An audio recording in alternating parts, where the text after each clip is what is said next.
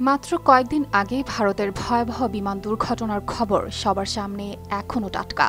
তার মধ্যেই এবার উত্তর ভারতের আকাশে নেমে এলো নতুন শোকের ছায়া। 15 জুন রোববার স্থানীয় সময় সকাল 5টার দিকে কেদারনাথ ধাম থেকে গুপ্তকাশীর পথে উঠছিল একটি হেলিকপ্টার। যাত্রাপথ মাত্র 10 মিনিটের হলেও সেই সময়টাই যেন কাল হয়ে দাঁড়ায়। হেলিকপ্টারটিতে ছিলেন পাইলট সহ মোট 7 জন। তাদের মধ্যে ছিলেন একজন শিশু। পুণ্যস্থল দর্শন শেষে সবাই ফিরছিলেন, কিন্তু কে জানতো এই সফরের শেষ এমন মর্মান্তিক হবে। দুর্ঘটনার পর পাহাড়ি জঙ্গলের মধ্যে ছড়িয়ে পড়ে হেলিকপ্টারের টুকরো। ভারতীয় সংবাদ মাধ্যমের তথ্য অনুযায়ী প্রাথমিক তদন্তে জানা গেছে খারাপ আবহাওয়া ও প্রযুক্তিগত ত্রুটির কারণেই ঘটে এই দুর্ঘটনা। উদ্ধার কাজে সেনা ও প্রশাসনের দল দুর্গম পাহাড়ি পথে পৌঁছেছেন। তারা চেষ্টা করছেন মৃতদেহ ও ধ্বংসাবশেষ উদ্ধার করতে।